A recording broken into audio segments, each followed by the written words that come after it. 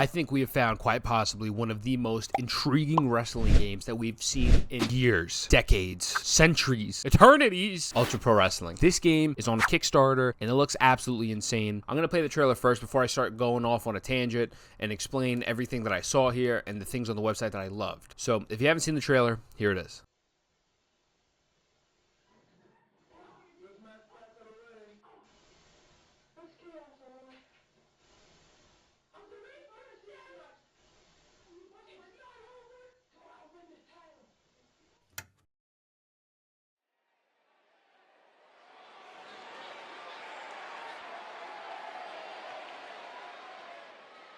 Welcome to Ultra Pro Wrestling.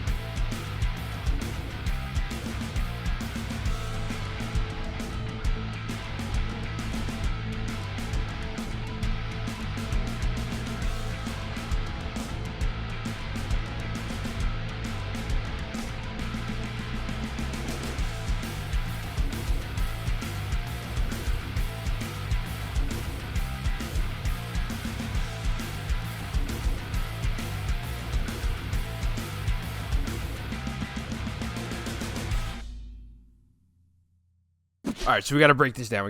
Now that you saw the trailer, the first thing that comes to mind, obviously, is the intro is a legitimate throwback. I mean, it has pretty much looking like the same color schemes, the same shapes, the same everything. It looks amazing. So, I mean, just the little small details like that we love. But now, getting into the actual trailer here, I'll put on sound a little bit. These models are pretty much ripped from WrestleMania 2000, WWF No Mercy, and just enhanced tenfold. Oh, nice. Intention of this game to make you feel nostalgic, like, yo, it's pretty much kind of like a remastered version of these older games. So them keeping this art style is what really actually excited me to begin with. I really love this. You know, obviously fictional characters, although it looks like Shawn Michaels because they don't have rights to the real people, but different arenas. So you have the WWE looking like arena with the red, white, and blue. There's independent arenas. There's Japan. There's a 6-sided ring that this is showing right here. I mean, here's the Japan arena, which looks absolutely dope. I love like how the open space is there and stuff. The springboards. I mean, the gameplay in itself just looks so. It looks so smooth. It's an enhanced version, man. I mean, really, that's what it is. It feels like a love letter to these old time N64 wrestling games, and that's what we love. I wanted to pinpoint key information that is on this website to kind of really break down exactly what we should be expecting here. Now, the Kickstarter is going to be linked into the description in case you want to donate or just kind of go through all the information word by word and really kind of see everything. I'm really going to present to you and highlight the things that I found the most interesting and the most important about the game. So first being first, what I like to touch on is they have a creator wrestler option. You know, pretty basic stuff here.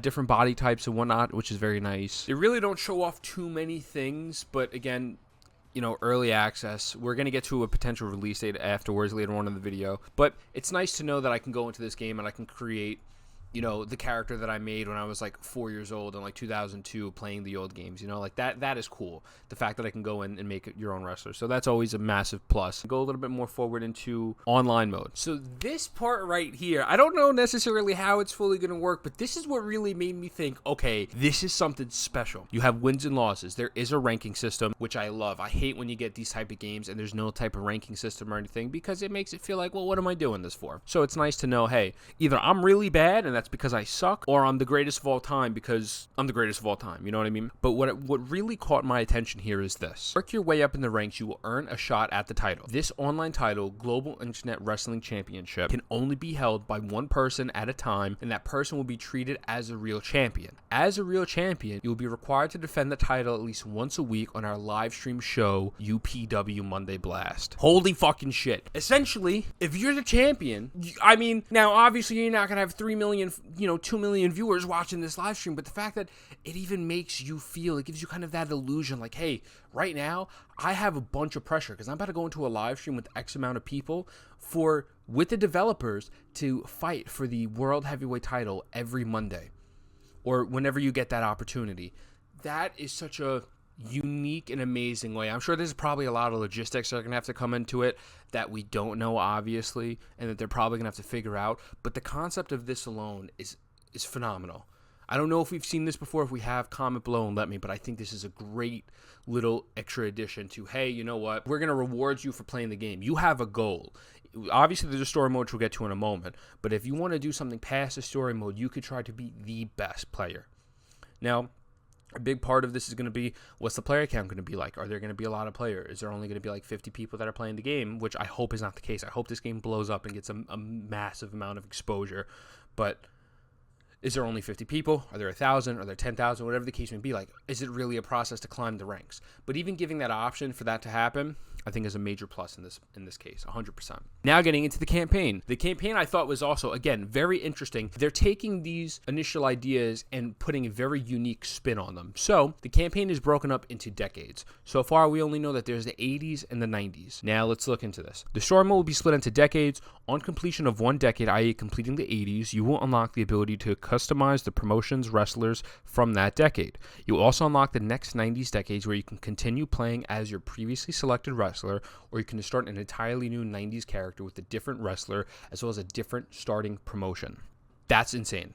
I think that's so dope. You feel, again, it goes back to making the game feel as if it's real, as if it's giving you the illusion like, okay, I'm kind of like this veteran where I've went through, let's say I started in Mexico and I'm there for 5 years, and I go to Japan for 2 years, and then I went to the UFC Octagon, which is crazy that they even have a UFC Octagon, and then I stop, and then I come back, I don't know, whether you come out of retirement or whatever it is, it's like, it allows you to have the creative freedom. I'm going to make this 20-year-long career legendary as hell, or I'm going to stop and start with someone else. Amazing, amazing, amazing things that we're seeing so far. Also, the story mode is not linear. As they said right here, a lot of characters and story elements will be representative of real-world wrestlers and historic moments. Your career path will not be linear or predetermined. Everything that happens in your career will happen dynamically based on a number of factors such as your character's popularity, morality, and in-ring skill.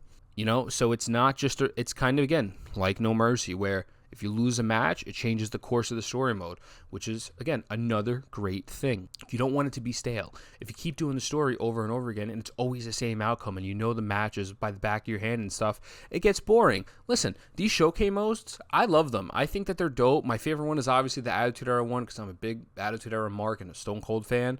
But, you know, after playing through that 2 or 3 times, like, I have no incentive to really go back and play this again. So I thought this was dope. Very excited.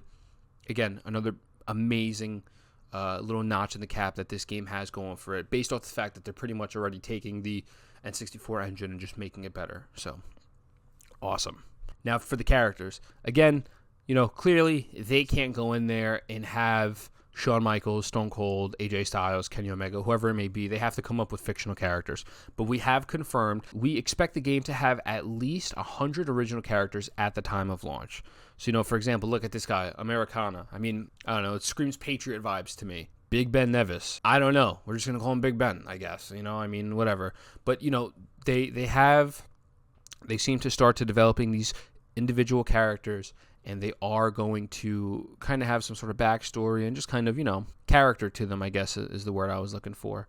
So this is cool. 100 characters overall. Great. Another thing we saw, different promotions. You have the big leagues. Big leagues come big money. However, these companies often want to appeal at a larger fan base, which could mean shorter match time limits and punishment if your match is too violent. Wow, who does that sound like? Wink, wink. You know, that's amazing. Japan. During career mode, Japan can be a great place to grow your popularity, gain the respect of other wrestlers, and potentially unlock new moves. Dope. Sounds like normal Japan. Mexican wrestling is the home to the Lucha Libre style and moves and reversals not found anywhere else. You have to get to grips with a new 6-sided ring. Awesome. Indie companies are representative of smaller growing promotion. These promotions typically use a 16 or 18-foot ring. Fans may react differently to miss and timed attacks. Wow, look at that. MMA and wrestlings have always been connected, whether it's an MMA fighter crossing over to the world of pro wrestling or vice versa. Performing well in a new environment will earn you respect. So it seems in these individual story modes, You cannot just go in and have the same play style that you did in, let's say, in the WWE like promotion opposed to the indie promotion. You know, if I'm jumping off the top rope and I miss a drop kick in the WWE promotion, probably no one was cared. Maybe in this game, I'll probably get booed. I'll probably get booed at the indies, you know?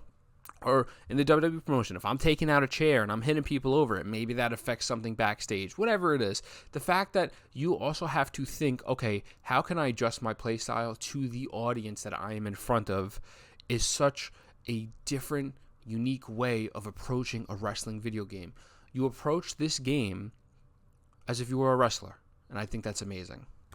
I've said amazing 500 times today. I'm going to say it again. Amazing. Now, they're saying the estimated delivery date is around August 2024. I hope that's the case. I mean, obviously, if they got to push it back for whatever it means, do what you got to do. This game has the potential to be, to overtake No Mercy, truthfully. We just went over AEW, and I'm really looking forward to AEW, obviously, because you're playing with those wrestlers and whatnot. But this is although both AEW and this game are very inspired by the No Mercy and N64 Era games, this is pretty much, I'm not going to say an exact copy, but the exact engine enhanced times 100. And to me, personally, I'm looking forward to this more than I'm looking forward to pretty much everything on the market right now. But thank you so much for watching, and I love you. Mwah.